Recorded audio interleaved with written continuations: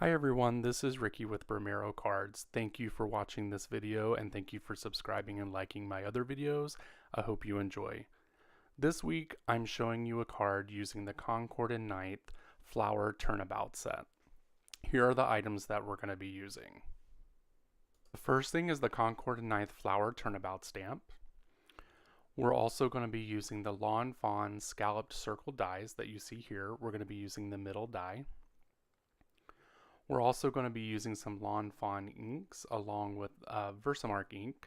Those colors are Sugar Plum, Ballet Slippers, and Moonstone, along with Versamark for embossing. We're also going to be using the Misty stamp tool. This is a very useful tool for this type of card. We're going to be using several acrylic blocks. These I got from Stampin' Up. I think they have the best blocks, and I can leave a link down below for them. We're going to be using some 3M foam tape for dimension.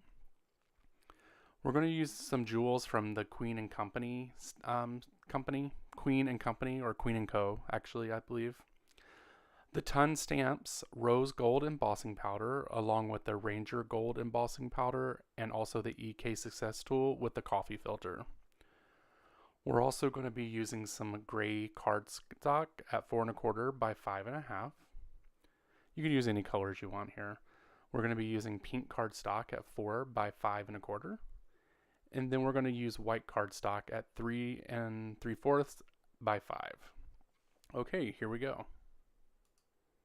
So I left this in. I've made a few mistakes in this video actually, and this is one of them. It's such a rookie move.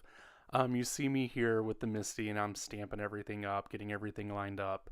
And then all of a sudden I go to stamp this and I lift it up and I'm like, wow, this looks super weird.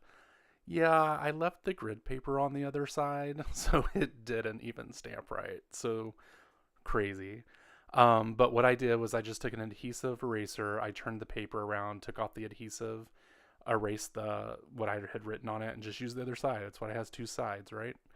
So the first thing we're going to do is we're going to stamp out the ballet slippers here. I believe I stamped this about 3 times to get a good image.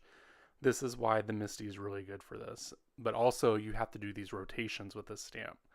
So the next color I'm going to be putting on, I believe, is Moonstone after I wipe off my stamp. We're going to go ahead and apply that. And this is another mistake. I had the magnet there with the blue and it didn't stamp the first time. We're going to go in with Sugar Plum here. We're going to stamp it a few times. And then, I didn't show you in the beginning, but we also used a ink pad from Fawn called Manatee, and this is a light gray, so we're going to go ahead and get that in now as well. I stamped that a few more times, and then we're complete with the stamping portion of the card. And then we'll move forward. So then we're just going to dry this to make sure it's good and dry before we do any heat embossing, because that's what we're going to be doing next. We're going to go ahead and get our coffee filter out, and we're going to use the EK Success tool to go ahead and get all the static off the paper. And I'm holding down the filter with some items because my ceiling fan is on. I'm going to take some Versamark and take the ink and put that over the gray with the rose gold embossing powder. I'm going to tap that off and we're going to go ahead and heat that up. It's only going to take a few seconds. This isn't real time. Then the next thing we're going to do is we're going to take the smaller stamp, or the bigger stamp, and then we're going to do the purple. And then we're also going to be doing that in the gold, Ranger's Gold. I went ahead and stamped out the smaller ones also, so that we could go ahead and get that covered up. We're going to cover it. I'm going to tap it off, make sure everything's good, and then we're going to go ahead and heat emboss that as well. Looks like I left a little bit off of the one corner there. So we're going to go ahead and get our heating tool and go ahead and heat that up. And then we're going to be moving forward to the next part of the card. So now we're going to put the card together a little bit. We're going to put the pink cardstock on top of the gray there. I'm just going to use some adhesive here. Oh, I'm adjusting my camera. We're going to use some adhesive here. It's Tombow. No, it's not Tombow. It is, one second. It is Kokuo Dot Liner. I think I'm saying that right. Not sure. But we're going to put that part together. Now we're going to stamp out the scalloped circle.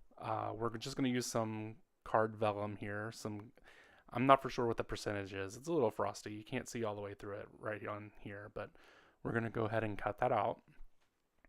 And then what we're going to do next is go ahead and heat emboss that.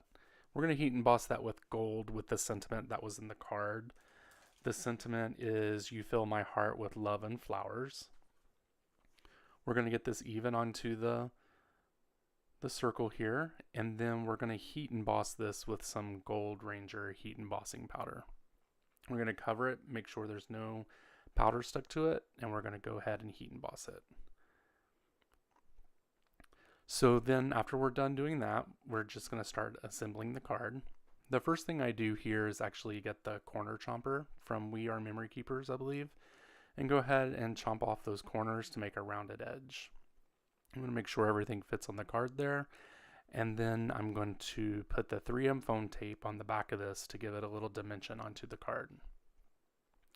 Now place a middle piece there. I'm going to go ahead and take off the backings off of this, and we go ahead and place it on the card here. The next thing you're going to see me do is play around with this to decide exactly where I want it to go on the card. I found my spot there, and I'm going to pull out some clear foam. It's like 3M foam, it's just clear. I'll link what it is down in the description. But it shows a little bit through the vellum, but not too bad because there's a pattern behind it. We're going to go ahead and stick that onto the card. And actually, you see there, I put it on crooked, so I had to peel it off and put it back on. Then we're going to use the Queen & Co. jewels here. I think it's called Iridescent Bubbles. This had some pinks, some oranges, blues, and purples in it, so that's why I chose these. Then after I apply those, I'm going to go ahead and put that on the card base. I'm just going to use some liquid glue here, and I'm going to apply it to the card like I normally do.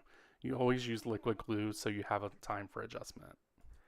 So that concludes this week's card. I just load it down here for a second so I can also show you the card, but also show you the model of the card that I was using.